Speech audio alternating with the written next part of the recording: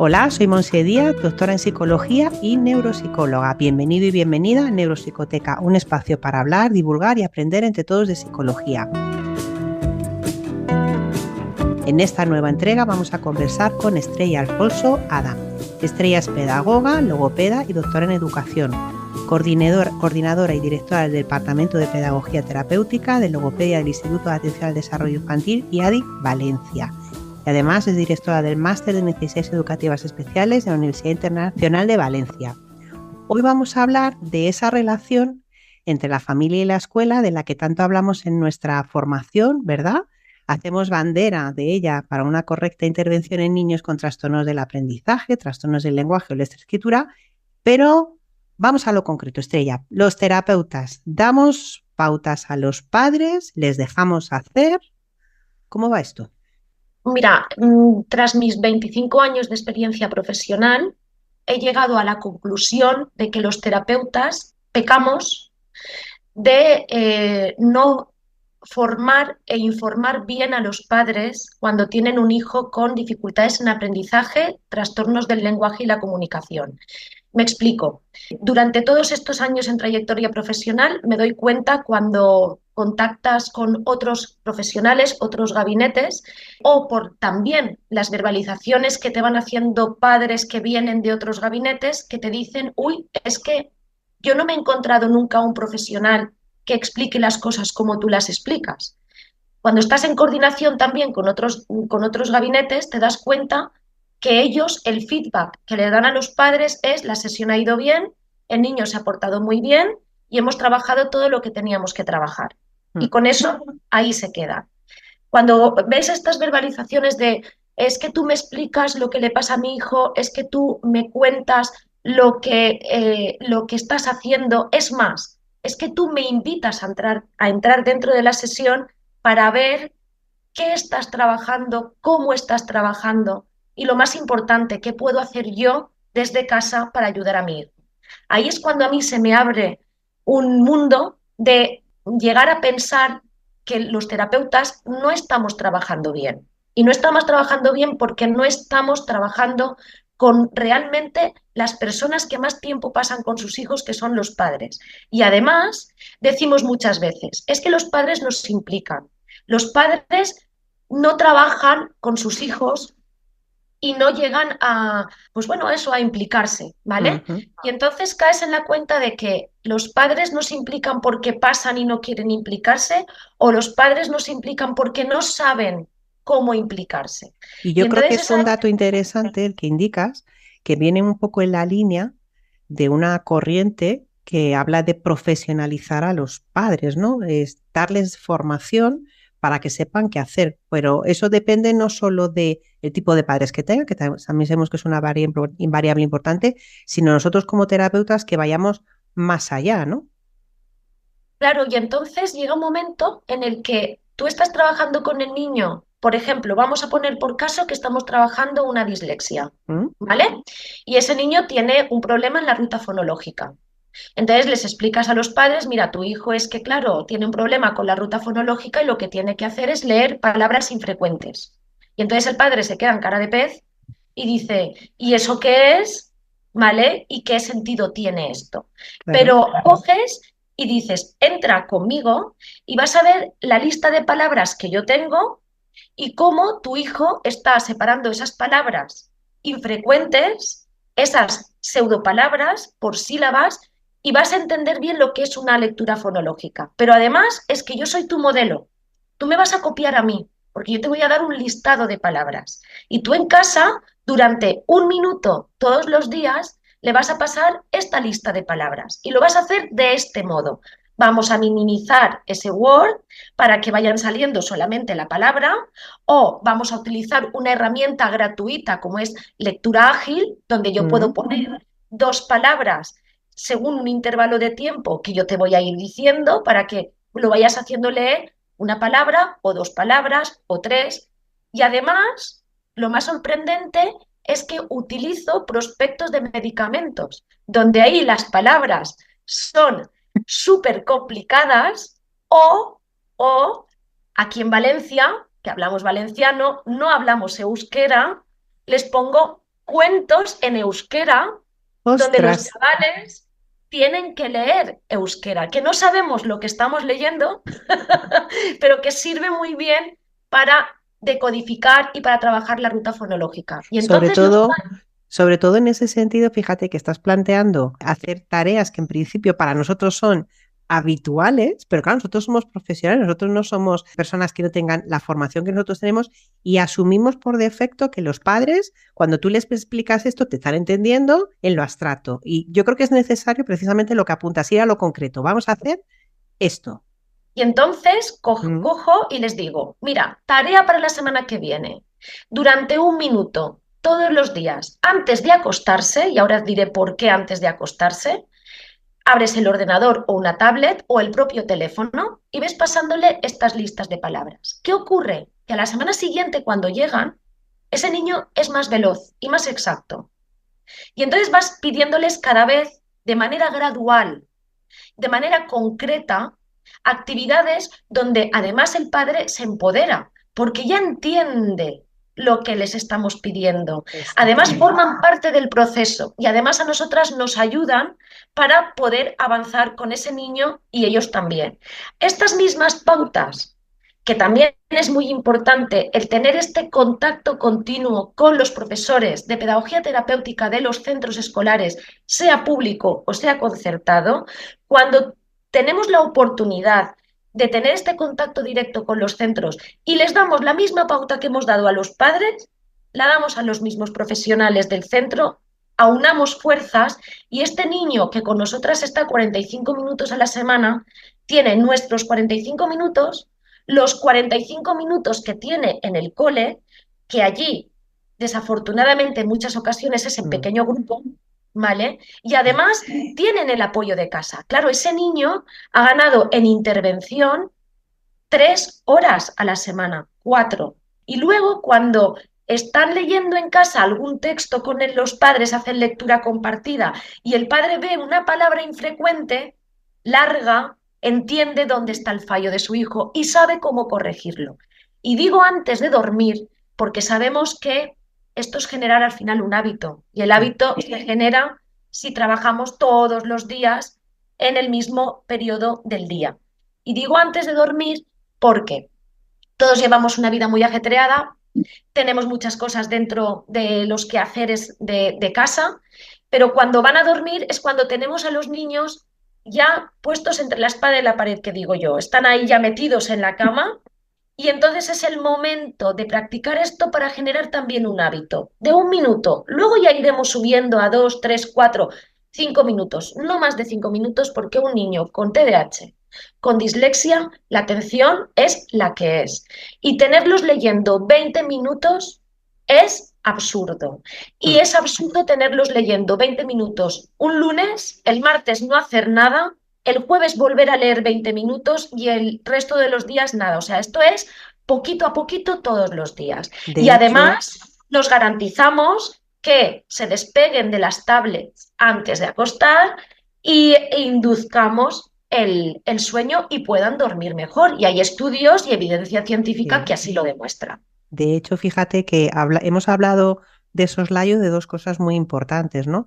Primero es una cosa que buscamos todos, que es la generalización de los resultados, que tú de cosas que trabajes cada vez vayas abriendo tus resultados a mayor número de efectos o de síntomas que tenga este niño.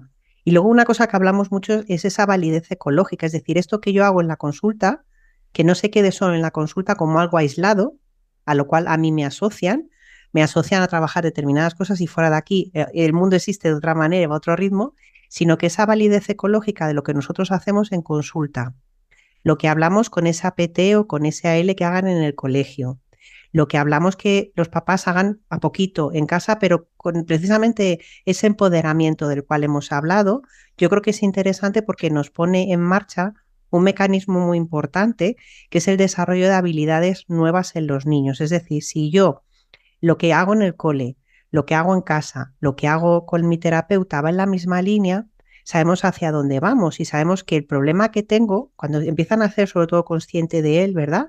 Hace que tengan una mayor repercusión y sobre todo una mayor conciencia de hacia dónde vamos. Y esto, cuando los padres también lo logran y ven la evolución, porque todo esto que estamos hablando es la mejora del tratamiento, al fin y al cabo, ¿no? Cuando los padres ven la evolución, creo que esto se retroalimenta, ¿no? No sé si un poco te da esa sensación de cuando colaboramos todos en la misma línea, cuando vamos todos en la misma línea y sobre todo los padres entienden qué estamos haciendo, por qué nos estamos coordinando y por qué insistimos tanto en determinadas pautas, creo que cuando ven el resultado, que tú les dices, vamos a probar esto, a ver cómo funciona, y yo te explico el porqué, cuando ellos ven que funciona, creo que mejora mucho y sobre todo, una cosa muy importante, la confianza hacia este profesional que le está dando esas pautas, cambia totalmente la visión, ¿verdad? Ese escepticismo inicial que muchas veces partimos, ¿verdad? De, bueno, no sé, me han dicho que es buena, pero no sé, yo tengo que verlo. Cuando ven cómo trabajas, ¿no? Más allá de cuál es tu desarrollo de trabajo, sino ven los resultados en su hijo y que ellos son partícipes porque tú le has hecho partícipes, ¿no? Creo que cambia completamente la visión que tienen de nosotros, ¿no? Totalmente. Y además te voy a decir una cosa. Me voy a los trastornos del Venga. lenguaje y la comunicación, ¿vale? ¿Qué pasa cuando los niños vienen acompañados por cuidadoras, que no son los padres, o por los abuelos, que tampoco son los padres, no van a trabajar con ellos? Tenemos las nuevas tecnologías, que es los maravillosos vídeos y el WhatsApp que tenemos con los padres. Les pedimos a los padres, que no van a venir con los niños, que nos firmen una autorización para poder grabar a esos niños y pasarle los vídeos única y exclusivamente a los papás. Ujú. ¿Por qué? Porque con lenguaje pasa más de lo mismo. Si yo quiero sacar el fonema R con un niño y no lo practican en casa, yo puedo sacar la vibración de la lengua, perfecto. Pero si luego el niño no practica en casa palabras como rata, remo, risa, cuando ya saben decir ra, re, ru, ru, no lo practican con palabras o no lo practican con frases, se tarda más en generalizarlo en el lenguaje. Exacto. Entonces, los vídeos son maravillosos porque hay momentos en los que necesitamos que el niño solamente sepa pegar la lengua en el paladar. Pero hay una estrategia, que yo utilizo unos palos o utilizo unos dedos. Entonces les hago un vídeo y les digo, mirad, el niño ya sabe hacer el chasquido y sabe pegar la lengua en el paladar, pero no lo mantiene. No podemos hacer nada si vosotros esa lengua no la ejercitáis. ¿Cómo? Poner los palos estratégicamente aquí debajo de la lengua, en este punto concreto. ¿Vale? Y luego, cuando ya han aprendido los papás a dónde poner los dedos o poner unos palitos debajo de la lengua, vamos a pedirle al niño que sople. Y entonces sopla con nosotros, lo grabamos, le mandamos el vídeo a los papás y les decimos, ahora vamos a pegar los dedos, vamos a pegar los palos y vamos a hacer que el niño sople como lo estáis viendo en el vídeo. Y pasa más de lo mismo, los padres se implican, los padres se involucran y los niños avanzan. ¿Qué Exacto. ocurre con el lenguaje? Pues que aquella familia que no lo hace, tú te das cuenta enseguida, igual como con la lectura, porque tú sabes como profesional, si se trabaja en casa, cómo te va a llegar a la semana siguiente. Cuando a mí un niño me llega en el mismo punto que me lo dejé, yo sé que en casa no se ha trabajado. Y entonces en ese WhatsApp aviso, el niño ha llegado en las mismas condiciones que la semana pasada, os pido por favor que para poder avanzar todos hagáis esta pequeña pauta. Y se ponen Y, las pilas. y sobre todo yo creo que muchas veces piensan que cuando les pedimos ayuda, ¿no? O les pedimos esta colaboración que necesitamos, yo creo que no ven esa necesidad muchas veces que también tenemos de que no todo se quede en la consulta y sea algo muy cerrado en la consulta, sino que en lo que tú dices, ¿no? Determinadas palabras que van a salir de manera espontánea en la conversación del niño en casa, en el viaje al colegio, en el fin de semana. Ellos, si son conscientes de que están dentro de su proceso de rehabilitación, son capaces de, en ese entorno, vamos al cine y vamos a ver Ratatouille, en ese entorno ellos también como padres son conscientes de, no es lo mismo cómo lo decía antes o cómo lo dice ahora, porque precisamente estoy en ese proceso, ¿no? Yo creo que por eso es tan importante insistir como insistimos en esa necesidad, ¿no? Estás escuchando Neuropsicoteca, un espacio conducido por Montse Díaz para profesionales de la psicología y de las ciencias de la salud. Y además pasan cosas curiosas, que luego ellos mismos se hacen profesionales de esta profesión, porque lo que Sí. tú dices, ¿no? De la película de Ratatouille, pues a lo mejor llegan y me dicen, Me pasé todo el sábado diciendo, vamos a ver la película de Ratatouille y vamos a ver ratones. Y empiezan, yo digo, fenomenal, porque estás exagerando lo que queremos que aprenda y de la misma manera que lo aprende el del punto articulatorio, lo estamos trabajando también la escucha y eso le beneficia al niño. Y luego poner el foco en otro punto y es el punto de esta coordinación con los centros escolares que lo hemos dicho antes. Mira, con estos 25 años me he encontrado bueno, pero para mí, hasta que he caído en la cuenta, con una mala praxis profesional. Nos dedicábamos al final del trimestre, una llamada por teléfono, oye, ¿qué tal? ¿Te estáis trabajando en el cole? ¿Cómo van las cosas? Bien, vale, estupendo, maravilloso. De esas coordinaciones al final del trimestre que ya no servían para nada porque el trimestre había terminado, luego te encontrabas con profesores que te decían, no me llames por teléfono, por correo. Bueno, pues por correo no es lo mismo, porque en una conversación de teléfono van apareciendo ahí cositas, ¿no? Que podemos ir comentando y demás. Entonces te das cuenta de que estás escribiendo correos, que te estás matando a escribir correos descriptivísimos, o sea, describiéndolo todo para que se hagan una idea de lo que están trabajando, como con un esfuerzo y un tiempo brutal que tampoco tenía ningún sentido.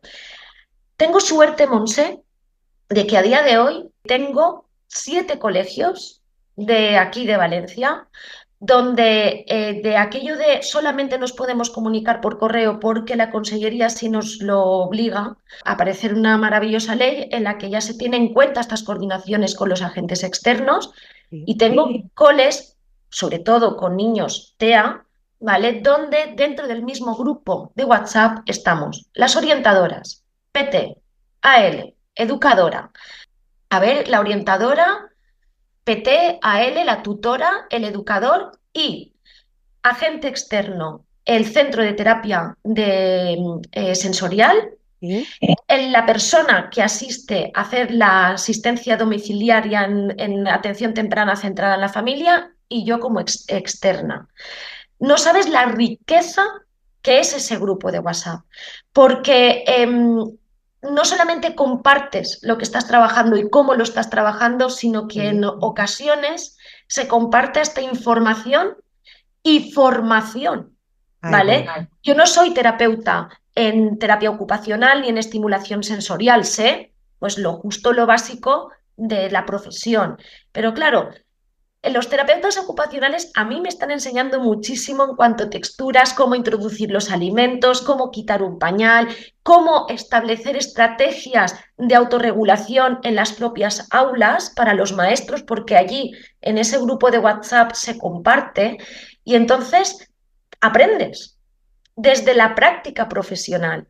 Entonces, yo el llamamiento que puedo hacer es terapeutas externos, por favor, vamos a implicarnos más y mejor y vamos a coordinarnos con todos. Coles, entender que el terapeuta externo es una ayuda para vosotros como cole. Nosotros somos el cordón umbilical que une el colegio con la familia. Sí.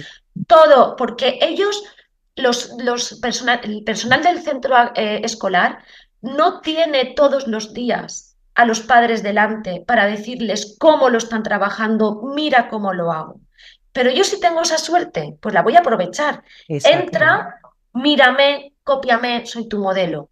¿Vale? Entonces. Y salir un poco de ese planteamiento que muchas veces ha habido de si es un centro externo y porque es privado, como que tienen un sesgo hacia nosotros, ¿no? Que yo creo que está cambiando la orientación, ¿no? Pero durante mucho tiempo los centros externos hemos sufrido cierta actitud, ¿no? De los colegios como que fuéramos un poco a quitarles el trabajo, entrar en un intrusismo, ¿no? De lo que ellos estaban haciendo.